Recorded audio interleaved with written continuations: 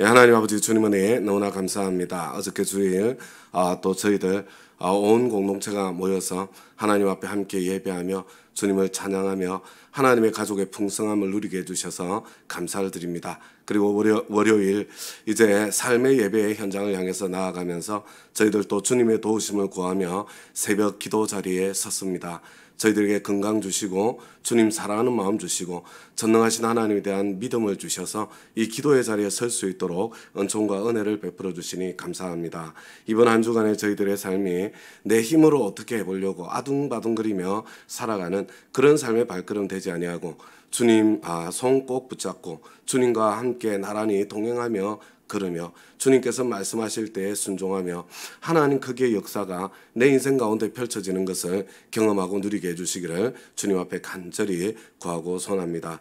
저희들이 만나는 사람들마다 하나님이 더 좋아지고 예수가 더 믿어지는 그런 은혜의 역사가 일어날 수 있도록 도와주시고 저희들이 하는 일들마다 전능하신 하나님께서 나와 함께하고 계시다는 것이 생생하게 드러나고 나타나고 보여지는, 그래서 하나님께서 영광을 거두시는 그런 나의 일들이 될 수 있도록 주님 역사해 주시기를 간절히 구하고 소원합니다. 어느새 1월 한 달을 마무리하고 있습니다. 주님 2023년 저희들이 하나님 앞에서 결심한 것, 저희들 힘만으로는 참 그 결심조차도 이룰 수 없다는 것, 이제 주님 앞에 아버지 하나님 겸손한 마음으로 고백합니다. 하나님께서 도와주셔서 참 내 결심에, 내 강구에, 내 기대에 하나님의 응답을, 도우심을 깊이 경험하고 누리는 은총의 2023년 되도록 저희들을 축복하여 주시옵소서.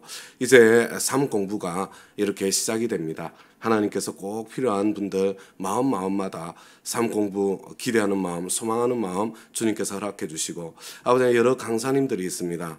참 주님께서 은혜를 베풀어 주셔서 참 잘 준비할 수 있도록, 그래서 풍성한 잔치에 참 우리 삶 공부 2023년 1학기가 될 수 있도록 주님께서 봄학기가 될 수 있도록 주님께서 역사하시고 축복하여 주시옵소서. 말씀 앞에 나아갑니다. 저희들의 귀를 열어주셔서 나에게 주시는 주님의 음성이 들리게 도와주시고, 그리고 저희들은 또 순종하며 하나님을 더 깊이 만나고 누리게 하옵소서. 감사드리며 예수님 이름으로 기도드리나이다.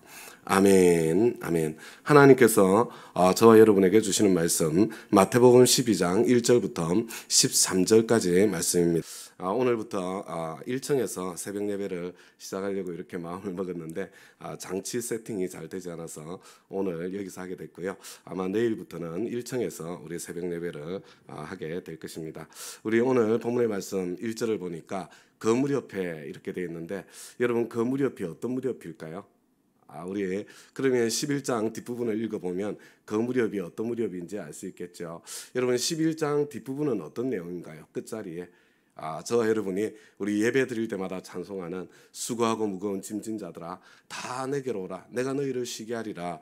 우리 주님께서 그렇게 선포하고 약속하시는 것이 여러분 11장 끝부분에 있습니다. 그리고 12장으로 넘어오면서 안식일에 대한 참 논쟁과 이야기가 펼쳐진다는 것, 참 의미가 있구나 그런 생각을 하게 됩니다. 이스라엘 백성들이 참 그 긴 세월을 안식일을 지켰지만 그러나 여전히 수고하고 짐진, 그 긴 세월을 참 종교 활동을 해왔지만 그러나 여전히 수고하고 짐진 수많은 사람들이 있었다는 것은 아이러니가 아닌가 이런 생각을 하게 되죠.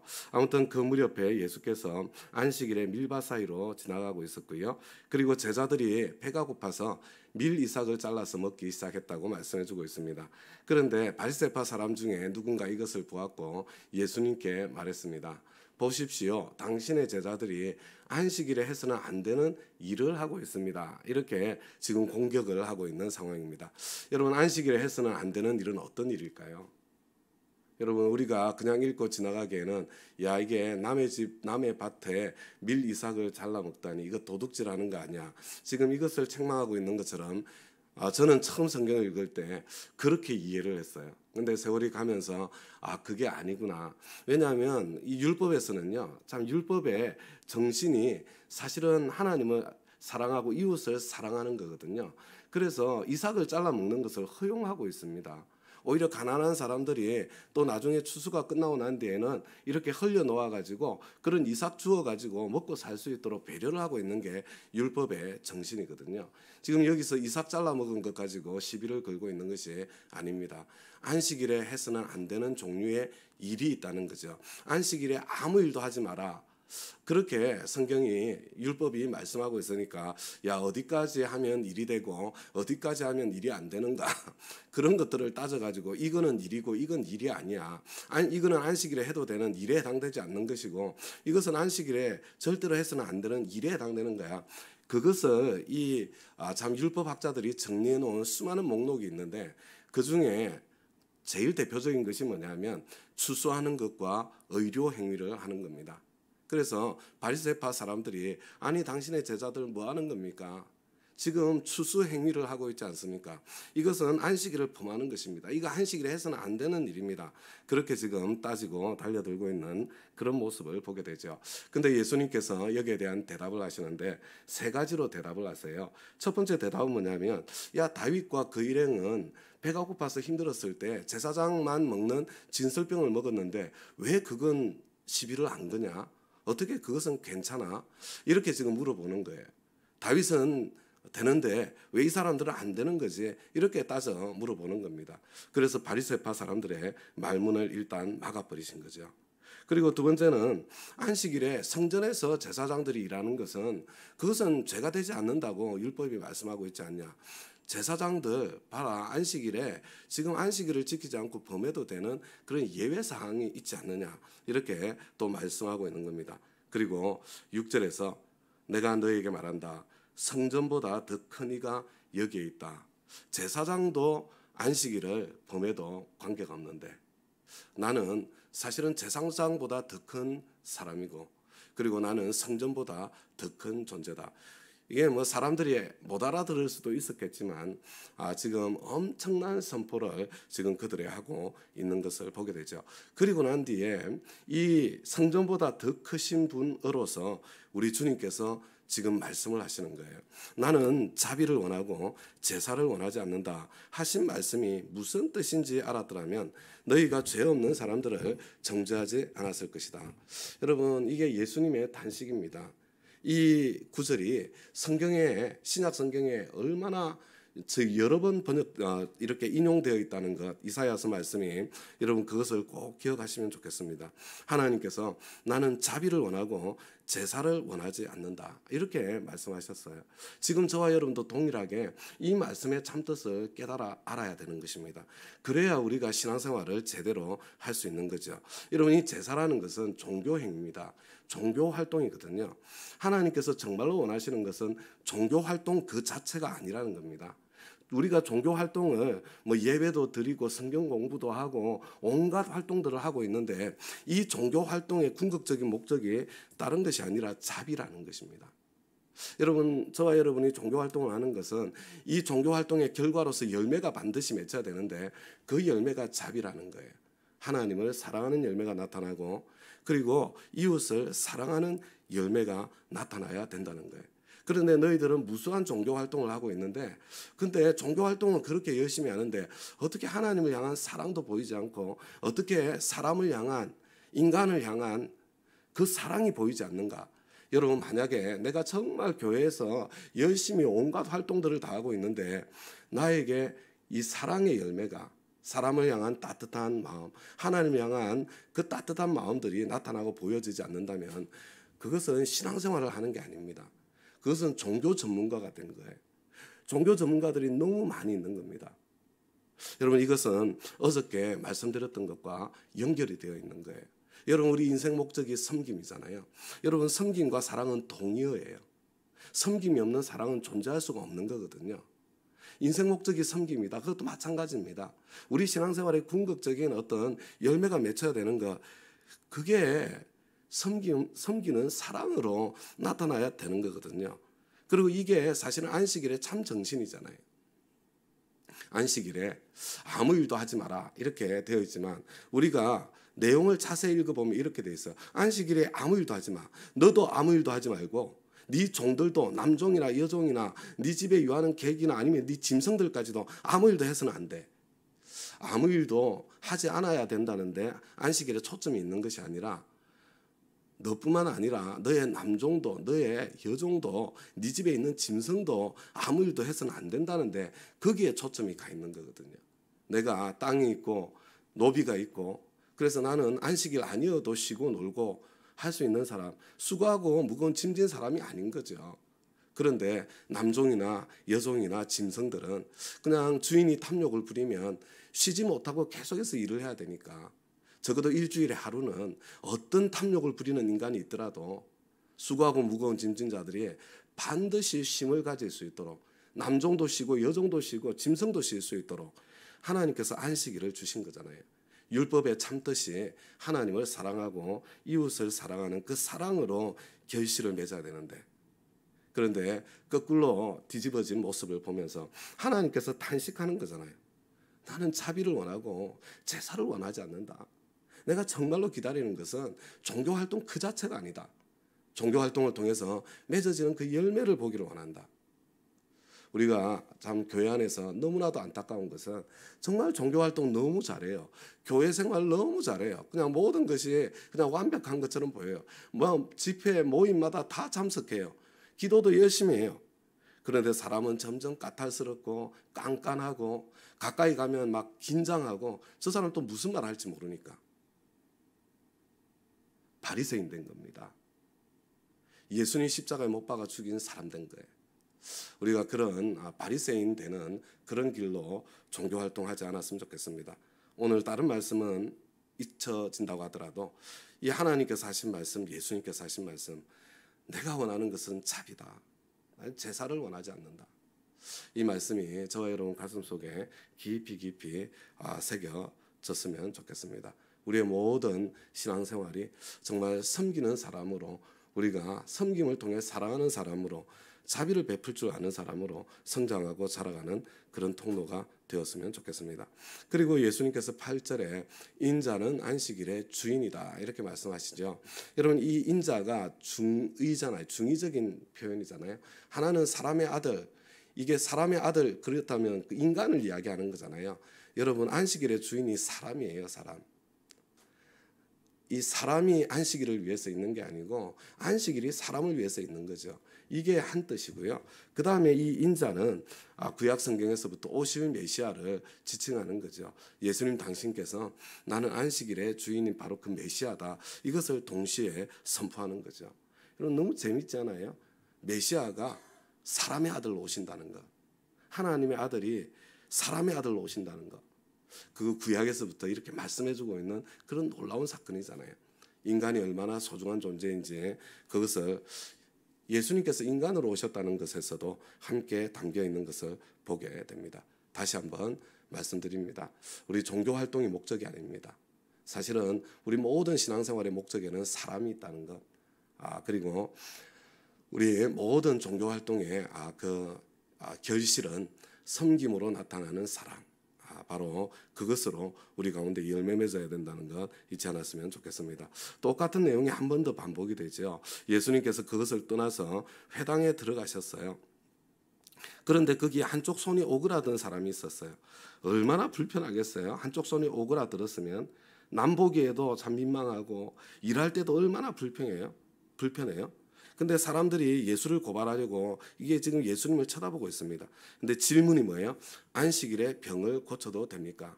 여러분 이 질문의 무게가 어느 정도냐면요. 제가 이제 가만히 생각해 보니까 이거 뭐라고 지금 우리한테 뭐라고 질문하면 이 정도 무게의 질문이 될까? 여러분 지금 우리 기독교 교계에서 제일 뜨거운 이슈가 동성애 이슈 아닙니까? 동성애 이슈. 이 동성 결혼 허용해도 됩니까? 이 정도 질문하고 거의 충격이 같은 거예요. 뭐 그렇게 되면 대답하기가 굉장히 곤란한데요. 예를 들면 동성애자들, 동성 결혼한 사람들 우리 교회에서 품고 수용해도 되는 것입니까? 요것만 해도 거부감이 생기고 부담이 찾아오지 않아요? 그제? 뭐 동성 결혼을 해도 됩니까? 이건 절대로 안 되니까. 성경이 안 된다고 말씀하니까. 근데 동성애자들을 품어주는 것과 동성 결혼을 허용하는 것은 다른 거예요. 우리가 동성애는 하나님께서 죄라고 말씀하십니다. 이렇게 말하는 거 당연히 해야 되는 건데요. 그렇지만 동성애가 참 성경이 참 인정하지 않는 죄가 되기 때문에 동성애자들이나 동성 결혼을 한 사람을 미워해도 된다. 그건 아니에요. 사람들이기 때문에. 동성애자들 교회에서 품고 수용해도 됩니까? 요게 이것보다 안식일에 병을 고쳐도 괜찮습니까? 이 질문이 더 충격적인 질문이에요. 질문. 여러분 굉장히 종교인으로서 여기에 대해서 대답한다는 것은 정말로 힘든 거예요. 힘든 거. 그런데 예수님께서 그 질문에 딱 부딪히자마자 뭐라고 그래요? 너희 가운데 어떤 사람에게 양 한 마리가 있다고 하자. 예수님은 참 대답의 천재이신 것 같아요. 이 곤란한 상황 속에서 예를 드는 거죠. 아까도 다윗의 예를 들었잖아요. 이번에도 예를 드는 겁니다. 야, 근데 네가 양 한 마리가 있는데 안식일 날 구덩이에 처박혔어. 그런데 너 이거 안식일에 나 건져도 돼? 건지면 안 돼? 그 고민하니 안 하니? 그러면은 즉시 그냥 그 양 끌어올리지 않냐? 그죠? 그렇지 않습니까? 그런데 사람은 양보다 얼마나 더 귀하냐? 여러분 지금 그들의 위선을 지금 이렇게 까발리고 있는 거예요. 이게 이 율법의 본뜻이 참 사람이 얼마나 소중한지 사람 사랑하는 것에 있는데 그들이 이 뭐라고 그럴까 종교 조항에 매여서 율법에 하나님 아버지의 참 마음을 훼손하고 있는 것을 그냥 드러내고 있는 거예요. 그러니까 안식일에 좋은 일 하는 것은 괜찮다. 안식일에 사람 사랑하는 일, 안식일에 사랑의 동기로 수고하고 무거운 짐진 자들을 위해서 사랑의 동기로 하는 거 다 괜찮다. 여러분 이게 우리 주님의 대답입니다. 그런데 지금도 우리 주님께서 이렇게까지 말씀하셨어도 이것과 정반대로 이야기하는 그렇게 말하는 종교인들이 너무 많다는 것이 안타까운 것이죠. 그리고 오늘 우리 13절 마지막으로 그런 다음에 손이 오그라든 사람에게 말씀하셨다. 우리 주님께서 뭐라 그래요? 네 손을 내밀어라 이렇게 말씀하세요. 그리고 그가 손을 내미니까 다른 손과 같이 성하게 되었다 이렇게 돼 있죠. 여러분 이게 기도 응답을 받는 비결입니다. 여러분 우리는 기도를 하나님 이거 해주세요 저거 해주세요 하나님 이거 안 해주시면 안 돼요 막 이렇게 매달리는 게 자꾸 기도라고 생각을 해요. 그게 아니고요. 여러분 기도는 원래 경청하는 겁니다. 하나님 제가 이것 때문에 너무 힘들어요. 하나님께서 이거 해주셨으면 좋겠어요. 하나님 언제 응답하실 거예요.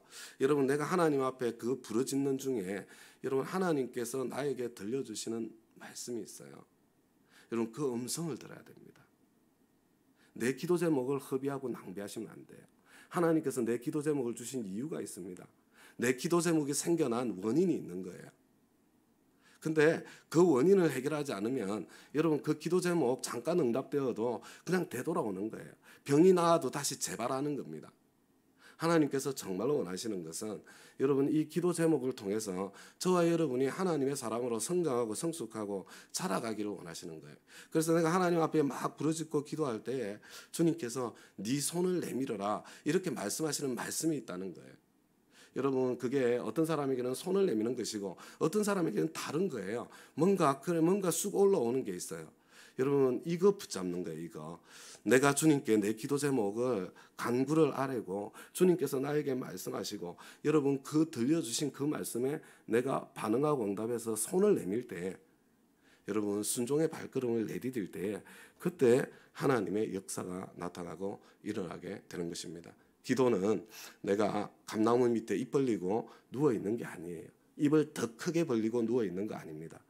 여러분 기도는요 구하고 찾고 두드리는 것입니다. 그런데 어떻게 구하고 어떻게 찾고 어떻게 두드려요? 여러분 주님께 내가 간구하면서 주님께서 나에게 들려주시는 주님의 음성을 듣는 겁니다. 그리고 우리 순종의 발걸음을 내디디면서 그 가운데 하나님께서 내 기도에만 응답하시는 것이 아니라 나를 하나님의 사람으로 한 단계 더 깊은 차원으로 나를 이끌어 가시고 그래서 내 기도 제목이 그 기도 제목으로 인한 고통과 아픔이 하나도 낭비되지 않고 허비되지 않는 그런 저와 여러분의 기도 생활 다 될 수 있기를 우리 주님의 이름으로 부탁드립니다. 우리 말씀의 응답을 잠깐 기도하고 개인기도 시간 갖도록 하겠습니다. 하나님 아버지 감사합니다. 하나님께서는 자비를 원하고 제사를 원하지 않는데 그 무수한 종교 활동보다 그 결실인 하나님에 대한 사랑, 인간에 대한 사랑, 바로 그 인격적인 관계를 원하시는데 하나님, 저희들은 그 관계는 끊어버리고 일에만 몰두하고 활동에만 몰두할 때가 너무나 많은 것을 주님 앞에 고백합니다. 주님, 불쌍히 여겨주십시오. 언제 바리새인이 될지 모르는 그런 저희들입니다. 주님, 저희들에게 긍휼을 베풀어 주십시오. 저희들이 열심히 주님 앞에 다가가면 다가갈수록 우리 안에서는 섬김으로 나타나는 그 사랑이 점점 더 풍성해질 수 있도록, 그래서 우리가 가는 곳마다 하나님 나라 천국이 오게 되는 그런 역사가 일어날 수 있도록 하나님께서 은혜를 베풀어 주시기를 간절히 구합니다. 주님, 저희들 이방인들처럼 기도하지 않을 수 있도록, 비나이다 비나이다 그렇게 기도하지 않을 수 있도록 하나님 은혜를 베풀어 주시옵소서. 저희들 하나님 앞에 부르짖고 간구할 때에 주님께서 들려주시는 주님의 음성을 들을 수 있는 귀를 열어주십시오.